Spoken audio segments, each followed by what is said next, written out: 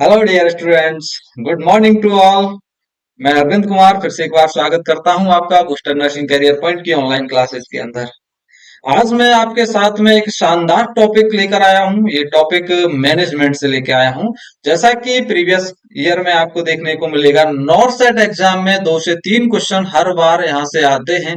ऐसा टॉपिक है मेरे पास आज।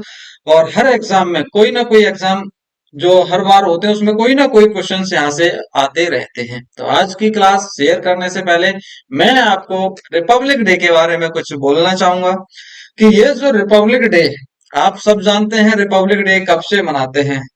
बहुत अच्छे से आप जानते हैं रिपब्लिक डे को हम 26 जनवरी 1950 से मनाते आ रहे हैं। पहला रिपब्लिक डे 26 जनवरी 1950 को मनाया गया था। इस दिन हमारे देश में संविधान लागू किया गया था। संविधान लागू 26 जनवरी 1950 को किया गया था। उसी दिन से हम रिपब्लिक डे को मनाते आ रहे हैं। बहुत सारे हमारे देश में वीर शहीद हुए थे, उसके बाद हमको आजादी मिली थी 1947 के अंदर। उसके बाद में हमारे देश में संविधान लागू हुआ था 1950 के अंदर। तभी से हम क्या मना रहे हैं, रिपब्लिक डे को मना रहे हैं। तो रिपब्लिक डे पर एक कोट है मेरी तरफ से, ना पूछो जमाने से, ना पूछो जमाने से कि क्या हमारी कहानी है, हमारी पहचान तो बस इतनी है कि हम सब हिंदुस्तानी हैं, कि हम सब हिंदुस्तानी हैं। इस गणतंत्र दिवस की हार्दिक शुभकामनाएं। Happy Republic day to all. चलिए आज की क्लास हम स्टार्ट करते हैं। बहुत ही शानदार सेशन रहने वाला है आज की क्लास का। ज्यादा से ज्यादा लाइक शेयर एंड सब्सक्राइब करना ना भूलें। अपने दोस्तों को, नियर बाई फ्रेंड्स को, सबको शेयर करें। तो चलते हैं। आज के क्लास में हम मैनेजमेंट पार्ट से लेके आए हैं प्रोफेशनल ऑर्गेनाइजेशन। आज हम डिस्कस करने वाले हैं आपके साथ में किसको, प्रोफेशनल ऑर्गेनाइजेशन को डिस्कस करने वाले हैं, जो आपको हर एग्जाम में देखने को मिलते हैं। ये एग्जाम चाहे स्टेट नर्सिंग के हों या फिर सेंट्रल गवर्नमेंट या स्टेट गवर्नमेंट, किसी के भी एग्जाम हो, सभी में आपको ये एग्जाम देखने को मिलते हैं। तो नहीं भूलना है इस क्लास को।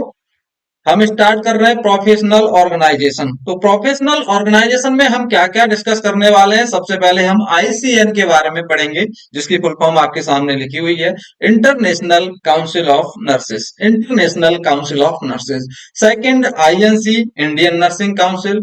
Third SNC, state nursing council. Fourth TNAI, trained nursing association of India. और next SNA, student nurses association. हम इनको ज्यादा डिटेल में डिस्कस नहीं करेंगे, हम इनको ओनली ब्रीफ डिस्कशन करने वाले हैं। इनका जो हमारे एग्जाम में जहां से क्वेश्चंस आते हैं, हम उन्हीं इंपॉर्टेंट पॉइंट्स को कैच करने की कोशिश करेंगे। तो चलिए स्टार्ट करते हैं। सबसे पहले हम डिस्कस करेंगे आईसीएन को। सबसे पहले डिस्कस करेंगे आईसीएन को। तो आईसीएन क्या है? आईसीएन आप सब जानते हैं आईसीएन के बारे में, कि जो आईसीएन है इसको बोलते हैं इंटरनेशनल काउंसिल ऑफ नर्सेस। क्या बोला जाता है इसको? International council of nurses. तो international council of nurses establish कब हुआ था? तो आपको याद रखना है, इंटरनेशनल काउंसिल ऑफ जो नर्सेस है वो एस्टैब्लिश हुआ था 1899 के अंदर, 1899 के अंदर, जो कि लास्ट एग्जाम में भी क्वेश्चन आया हुआ है यहाँ से, आईसीएन एस्टैब्लिशमेंट 1899। और सबसे ज्यादा क्वेश्चन ये भी पूछा गया है कि इसका हेड क्वार्टर कहाँ है। तो हेड क्वार्टर में आपको याद रखना है, इसका हेड क्वार्टर है जेनेवा में। कहां पर? जेनेवा, जो कि स्विट्जरलैंड के अंदर आता है। स्विट्जरलैंड, जेनेवा स्विट्जरलैंड के अंदर है वो, वहां पर इसका हेड क्वार्टर प्रेजेंट है। प्रेसिडेंट, ये भी इंपॉर्टेंट एमसीक्यू बनता है यहां से, कि आईसीएन का जो प्रेसिडेंट है उनका क्या नाम है। तो रिसेंटली प्रेसिडेंट जो है, इनके करंट प्रेसिडेंट हैं, उनका नाम है Pamela F Cipriano. Pamela F Cipriano current president हैं। और ये 29th प्रेसिडेंट है, 29वें नंबर की प्रेसिडेंट बनी हुई हैं। इससे पहले जो प्रेसिडेंट थी उनका नाम था अनेटी कनेडी। अनेटी कनेडी जो आयरलैंड की रहने वाली थी, उनका नाम था अनेटी कनेडी। वो इससे पहले प्रेसिडेंट रह चुकी हैं इस आईसीएन की। नेक्स्ट मैं आपके लिए एक क्वेश्चन यहां पर दे रहा हूं, क्वेश्चन दे रहा हूं, who is the vice president, vice president of ICN. ICN बोले तो इंटरनेशनल काउंसिल ऑफ नर्सेज का वाइस प्रेसिडेंट कौन है अभी करंट में, ये आंसर आपको कमेंट बॉक्स में देना है। कमेंट में सबको आंसर करना है कि वाइस प्रेसिडेंट ऑफ आईसीएन कौन है।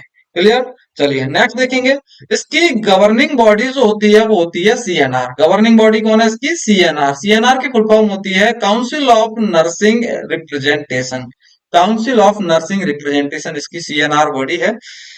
इस आईसीएन के अंदर जो कंट्री इन्वॉल्व होती हैं अभी की डेट में 135 से ज्यादा कंट्री इसके अंदर भागीदार भागीदार हैं, यानी कि 135 से ज्यादा कंट्री हिस्सेदारी हैं इसके अंदर आईसीएन के अंदर।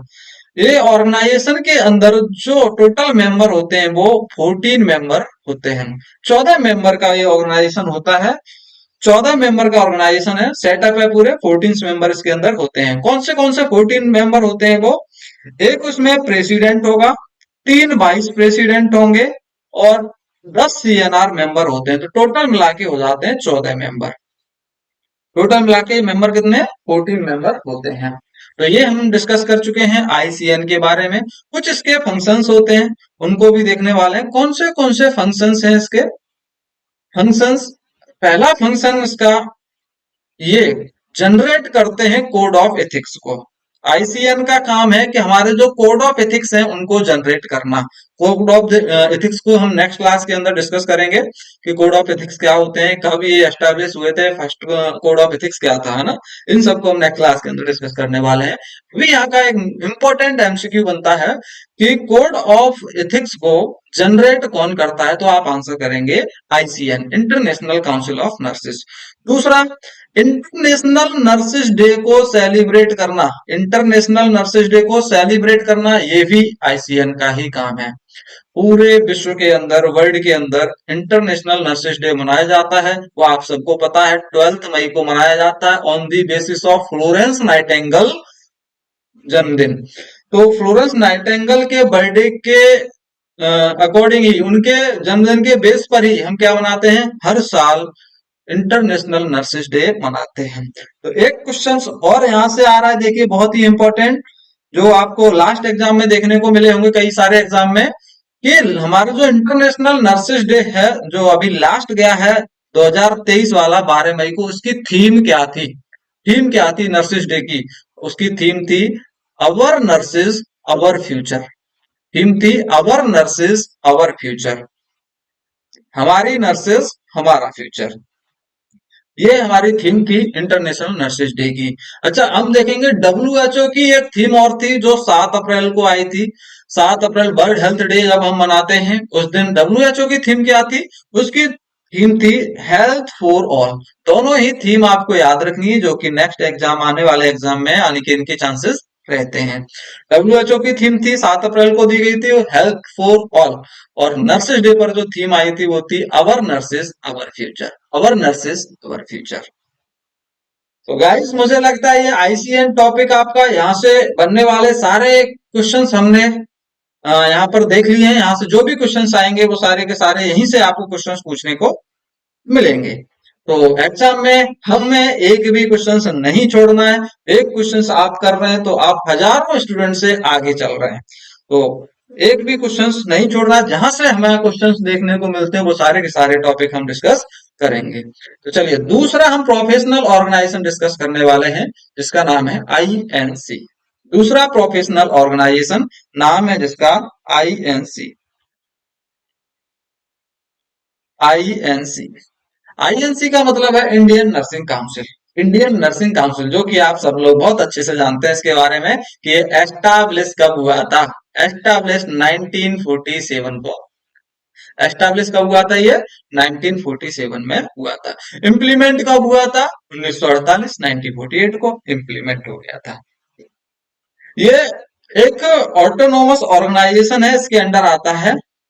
किसके अंदर आता है ये? Ministry of health and family welfare के अंदर आता है। Ministry of health and family welfare के अंदर आता है INC, ministry of health and family welfare. Question यहाँ पे लास्ट एग्जाम में, पिछले एग्जामों में पूछा गया है कि इसके प्रेसिडेंट कौन है, तो आंसर करना है आपको। इसके जो प्रेसिडेंट हैं वो हैं टी दिलीप कुमार। कौन है? टी दिलीप कुमार। इसके करंट प्रेसिडेंट है, अभी चेंज नहीं हुए हैं, काफी टाइम से चल रहे हैं ये, तो आपको भी चेंज नहीं करना है, अभी इनको ही याद रखना है। इनके जो करंट प्रेसिडेंट है वो टी दिलीप कुमार हैं। इसका जो ऑर्गेनाइजेशन सेटअप है उसके अंदर कितने लोग बैठते हैं, उसमें टोटल मेंबर हुए 49, 49 मेंबर होते हैं। कौन से 49 मेंबर होंगे, इसके अंदर प्रेसिडेंट होंगे, इसके आईएनसी के president, vice president, joint secretary, deputy secretary, assistant secretary और अदर स्टाफ, इन सबको मिला के टोटल जो स्टाफ यहाँ पर बैठेगा वो स्टाफ कितना, 49, 49 मेंबर होते हैं इसके अंदर। क्लियर? आई होप कि ये सारे के सारे इंपॉर्टेंट पॉइंट आपके क्लियर होने वाले हैं। लेकिन ये इंपॉर्टेंट नहीं, कितने मेंबर यहाँ से नहीं पूछा जाता है, कब ये एस्टैब्लिश हुआ था, इसके प्रेसिडेंट कौन है, ये आपको याद रखना है। किसके अंदर आता है, ये ministry of health and family welfare के अंदर आता है। नेक्स्ट हम देखने वाले हैं इसके फंक्शंस। फंक्शन क्या होने वाले हैं इसके, तो फंक्शन में याद रखना है आपको कि आईएनसी का पहला फंक्शन और मोस्ट इंपॉर्टेंट फंक्शन है affiliation and recognition to nursing institution. Affiliation and recognition, जो भी कॉलेज वगैरह होती है, नर्सिंग स्टूडेंट इंस्टीट्यूशन होते हैं जहां पर नर्सिंग कोर्सेज कराए जाते हैं, उनको संबंध स्थापित करना, एफिलिएशन करना और रिकॉग्निशन कराना, ये इनका काम है आईएनसी का। दूसरा, जो आपका करिकुलम होता है, नर्सिंग के अंदर करिकुलम और सिलेबस होता है, उस सिलेबस को बनाना और उसको अपडेट करना भी किसका काम है, आईएनसी का काम होता है। जैसे कि बीएससी नर्सिंग और पोस्ट बीएससी नर्सिंग का सिलेबस अपडेट हुआ था 2006 के अंदर, एमएससी का नर्सिंग 2000, एमएससी नर्सिंग का जो सिलेबस अपडेट हुआ था 2008 के अंदर, एएनएम का 2012-13 में अपडेट कर दिया गया था और जीएनएम का 2015-16 में अपडेट कर दिया गया था। ये इसके फंक्शन है। नेक्स्ट फंक्शन है इसका, जो ये जो संस्था है आईएनसी है, ये क्या प्रोवाइड कराती है, ये रजिस्ट्रेशन प्रोवाइड कराती है। कोई फॉरेनर नर्स है या एनआरआई नर्स है, नॉन रेजिडेंट ऑफ इंडियन, यानी इंडिया से बाहर के जो नर्स हैं और इंडिया के अंदर काम करना चाहते हैं, तो उनको रजिस्ट्रेशन प्रोवाइड कराना भी किसका काम है, आईएनसी का काम होता है। Next, inspection of nursing institution, जो नर्सिंग इंस्टीट्यूशन है उनके अंदर इंस्पेक्शन करना भी किसका काम है, इसी का काम है, आईएनसी का काम है। तो ये सारे के सारे यहाँ से इंपॉर्टेंट क्वेश्चंस बन सकते हैं, तो यहाँ इनको फंक्शंस को आपको बहुत अच्छे से याद रखना है। तो हमने दो प्रोफेशनल ऑर्गेनाइजेशन डिस्कस किए हैं, हम चल रहे हैं नेक्स्ट। हम इस क्लास के बाद में कुछ एमसीक्यू भी मैं आपसे पूछूंगा कि एमसीक्यू में लास्ट में डालने की कोशिश की है मैंने, 3-4 एमसीक्यू डाले वहां पे, उनको हम डिस्कस करेंगे, तो इसलिए बहुत अच्छे से इनको नोट भी करना है आपको अपनी नोटबुक पे अच्छे से। नेक्स्ट हम देख रहे हैं स्टेट नर्सिंग काउंसिल, जो एसएनसी के नाम से जानते हैं। स्टेट नर्सिंग काउंसिल को हम एसएनसी के नाम से जानते हैं, ये थर्ड ऑर्गेनाइजेशन है एसएनसी। एस्टैब्लिश, सबसे पहले क्वेश्चन आता है कि हमारे इंडिया में सबसे पहले कौन सा स्टेट नर्सिंग काउंसिल एस्टैब्लिश हुआ था, सबसे पहले कौन सा स्टेट नर्सिंग काउंसिल एस्टैब्लिश हुआ था, आंसर करेंगे Madras. Madras state nursing council establish हुआ था, जिसकी डेट थी 1926, 1926, first SNC in India. MCQ बनने वाला, एमसीक्यू यहीं से बनता है कि सबसे पहला कौन सा स्टेट नर्सिंग काउंसिल एस्टैब्लिश हुआ था, आंसर करना है आपको, Madras state nursing council establish हुआ था। चलिए उसके बाद हम देखेंगे यूपी का कब एस्टैब्लिश हुआ था। यूपी का एस्टैब्लिश हुआ था 1935 के अंदर। क्या नाम है यूपी के नर्सिंग काउंसिल का, Uttar Pradesh nurses and midwife council. क्या नाम है, Uttar Pradesh nurses and midwife council, जो 1935 के अंदर एस्टैब्लिश हुआ था। राजस्थान नर्सिंग काउंसिल कब एस्टैब्लिश हुआ था, 1964 के अंदर, 1964 के अंदर राजस्थान नर्सिंग काउंसिल एस्टैब्लिश हो गया था। इसकी बहुत सारी लिस्ट पड़ी हुई है, आप गूगल पे सर्च करोगे तो पूरी लिस्ट आ जाएगी। इंडिया के अंदर जितने भी स्टेट नर्सिंग काउंसिल हैं उन सब की लिस्ट है, कब कब एस्टैब्लिश हुए थे। तो आप सभी अपने अपने स्टेट का याद रखना है, आपको अपने अपने स्टेट का याद रखना है कि कब एस्टैब्लिश हुआ था, क्योंकि ये जो स्टेट गवर्नमेंट एग्जाम होते हैं उनके अंदर ये क्वेश्चन पूछ लिया जाता है। सेंट्रल में बहुत कम आते हैं, सेंट्रल के अंदर आईएनसी हो गया, आईसीएन हो गया, उनके बारे में पूछा जाता है। चलिए नेक्स्ट देखेंगे, यूपी के रजिस्ट्रार कौन है इस समय। यूपी के रजिस्ट्रार हैं डॉक्टर अरुण कुमार सिंह, ये प्रोफेसर हैं डॉक्टर अरुण कुमार सिंह, ये अभी करंट रजिस्ट्रार हैं यूपी स्टेट नर्सिंग काउंसिल के। नेक्स्ट देखेंगे फंक्शंस क्या हैं। फंक्शंस क्या है स्टेट नर्सिंग काउंसिल के? पहला function, registration to state nurses. जो स्टेट नर्सेस होते हैं उसी स्टेट के अंदर उनको रजिस्ट्रेशन प्रोवाइड करना। उस स्टेट के अंदर सभी नर्सेस को जो क्वालिफाई हो चुके हैं उनको रजिस्ट्रेशन प्रोवाइड करने का काम एसएनसी का होता है, स्टेट नर्सिंग काउंसिल का होता है। दूसरा, एग्जाम कंडक्ट कराना जीएनएम और एएनएम के। एएनएम जीएनएम के एग्जाम कंडक्ट कौन कराता? ये भी स्टेट नर्सिंग काउंसिल कराती है। तीसरा, inspection conduction with coordination of INC. ये इसका काम, स्टेट नर्सिंग काउंसिल का काम क्या है? इंस्पेक्शन को कंडक्ट करना, सभी कॉलेजों का, इंस्टीट्यूशन का इंस्पेक्शन कराती है। किसके साथ मिलके? आईएनसी के साथ मिलके। ये सिंगल कभी नहीं जाते, ये आईएनसी के साथ मिलके ये इंस्पेक्शन करते हैं कॉलेज का। क्लियर? आई होप कि ये आपको, ये संस्था भी आपको बहुत अच्छे से क्लियर हुई होगी। नेक्स्ट देख रहे हैं, trained nursing association of India. Next, professional organisation trained nursing association of India, TNAI के नाम से जिसको हम जानते हैं। चलिए नेक्स्ट देखिए, इसके अंदर बनने वाला एमसीक्यू, टीएनएआई का करंट प्रेसिडेंट कौन है? तो आप याद रखेंगे प्रोफेसर रॉय के जॉर्ज। प्रोफेसर रॉय के जॉर्ज ये करंट प्रेसिडेंट हैं। अनीता देवधर इससे पहले थी, ये इससे पहले वाली प्रेसिडेंट थी, यानी कि ओल्ड प्रेसिडेंट हो गई है ये। अभी टाइम पे, इस टाइम पे प्रेजेंट नहीं है, इससे पहले प्रेजेंट थी, तो आपको याद नहीं रखना है। आपको याद रखना है अभी करंट प्रेसिडेंट को, जो है प्रोफेसर रॉय के जॉर्ज। हम देखने वाले हैं नेक्स्ट, टीएनएआई की क्या हिस्ट्री रही है। टीएनएआई की हिस्ट्री देखने वाले हैं। तो टीएनएआई की हिस्ट्री में देखेंगे हम कि 1905 के अंदर, सबसे पहले हम चल रहे हैं, सबसे पहले देखिए 1905 के अंदर, 1905, इसके अंदर nursing superintendent of Lucknow association, एक संस्था का नाम था nursing superintendent of Lucknow association, जो बनी हुई थी लखनऊ के अंदर। नाम क्या था उसका? Nursing superintendent of Lucknow association.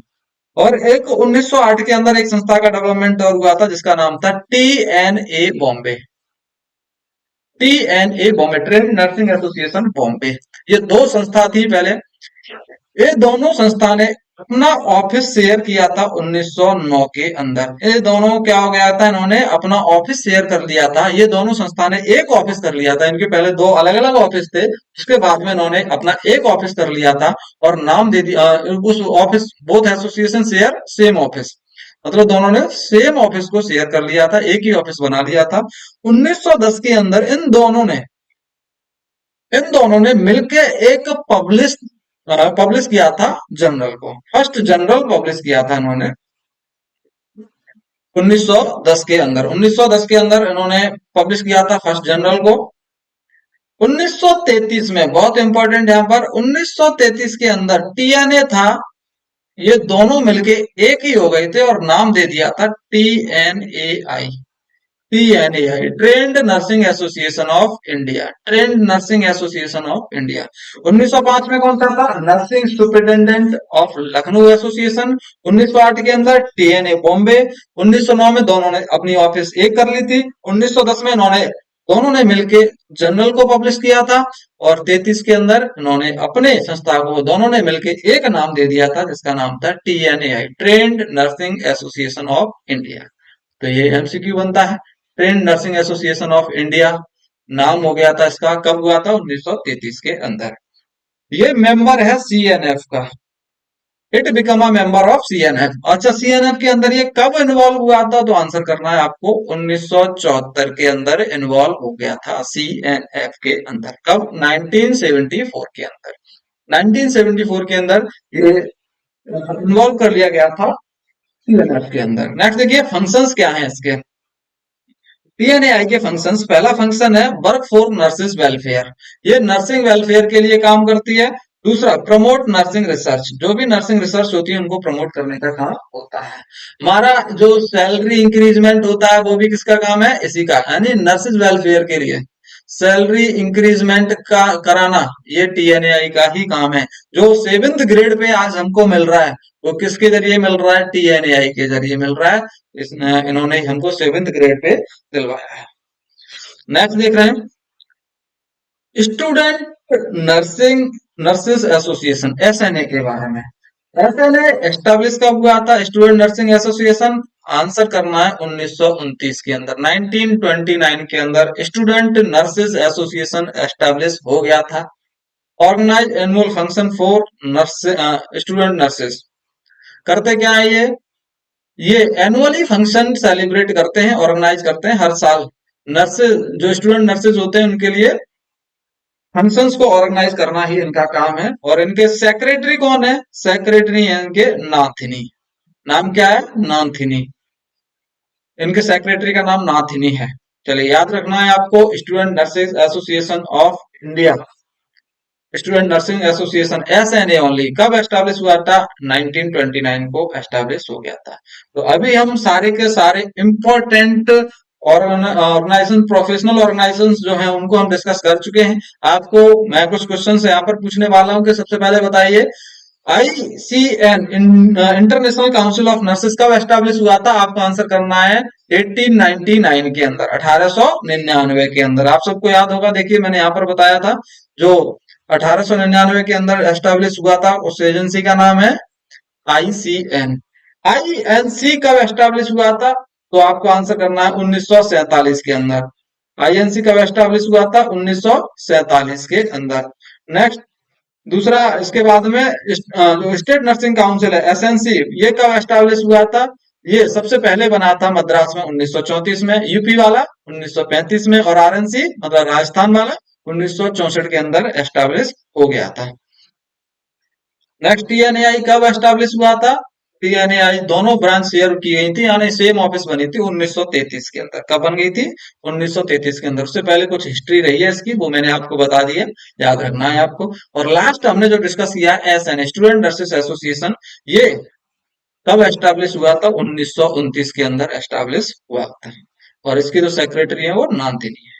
Clear guys? I hope so आपको ये सारे के सारे एमसीक्यू बनने वाले एमसीक्यू यहाँ से आपको क्लियर हुए होंगे।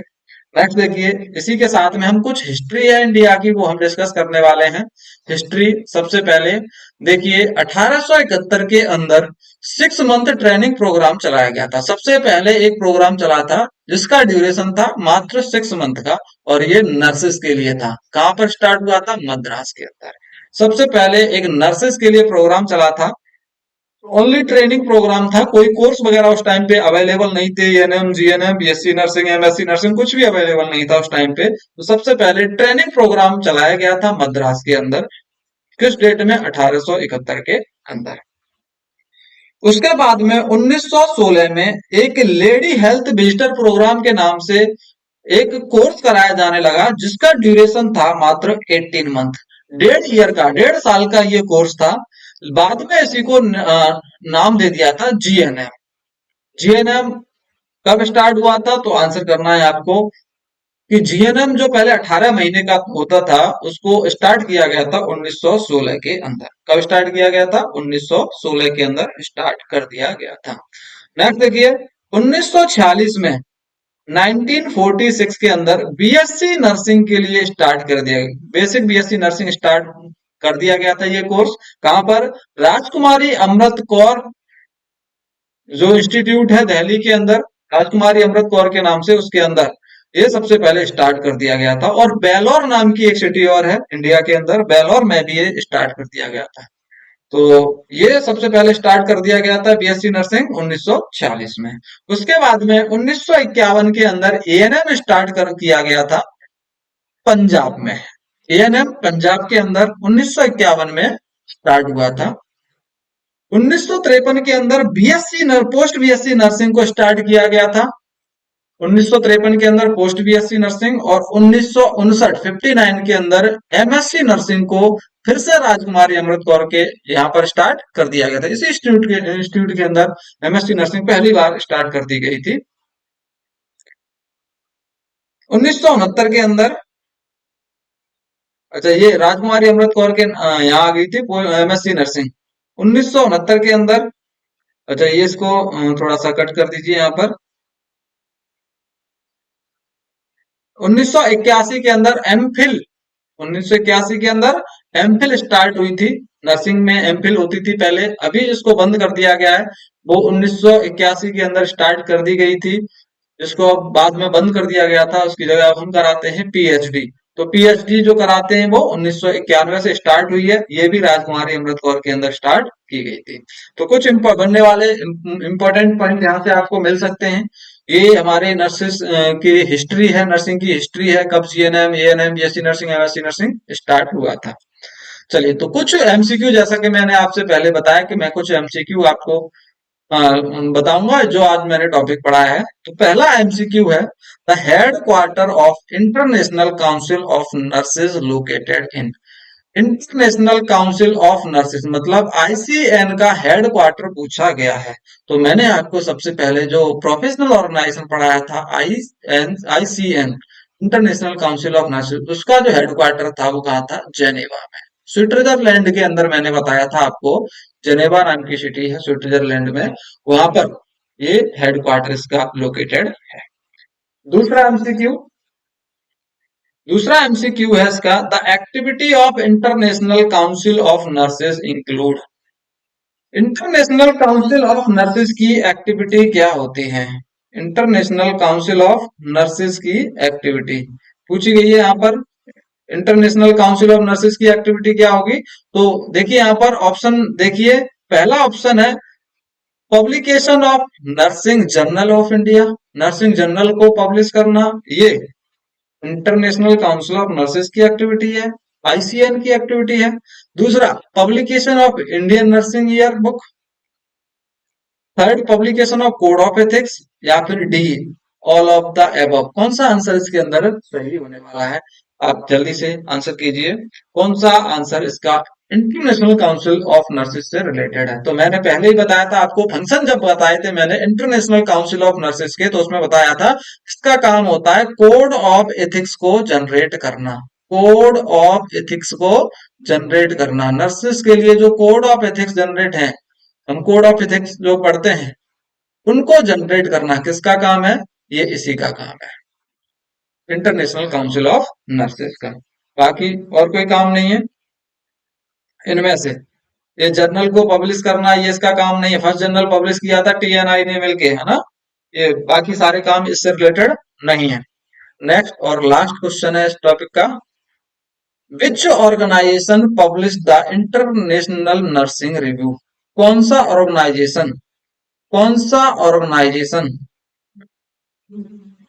विच organisation publish the international nursing review, कौन सा ऑर्गेनाइजेशन पब्लिश करता है इंटरनेशनल नर्सिंग रिव्यू को? इंटरनेशनल लेवल पे नर्सिंग रिव्यू को ऑर्गेनाइज करना तो इंटरनेशनल ही कोई ऑर्गेनाइजेशन होगा, वही करेगा।